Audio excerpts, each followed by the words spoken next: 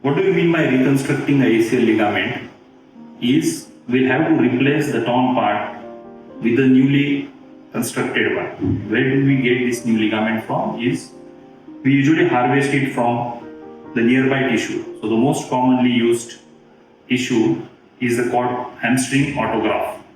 So we usually take a small incision just below the knee and take a loop of a tendon which is attached on the inner aspect of your knee. It is quadrupled on itself and it is passed inside of knee joint through two small tunnels. What are the other graft options?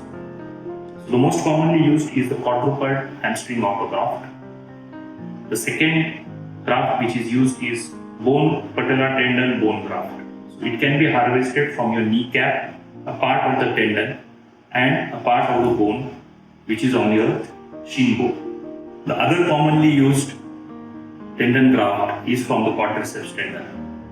So these are readily available around the knee joint and around the surgical site. We can even harvest the graft from the ankle joint. Is there any problem with graft harvest?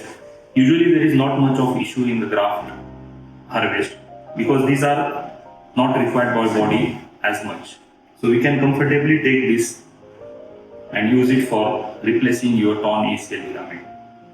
So what happens in ACL surgery is we usually make a tunnel on the leg bone to pass the graft, and similarly another tunnel is prepared on the inside of your thigh bone. The graft is looped around and is passed through these tunnels and is hooked on the outer side of the leg. It usually fixes at both the ends with the help of a loop or either with a screw. So once the procedure is done, you need to give some rest for the ACL ligament to attach it to the newly reconstructed tunnels.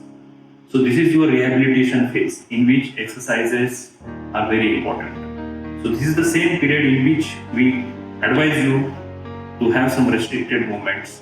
The duration for same is usually 3 to 6 months. So once this ligament gets attached to either ends, you can go and regain the sports activities.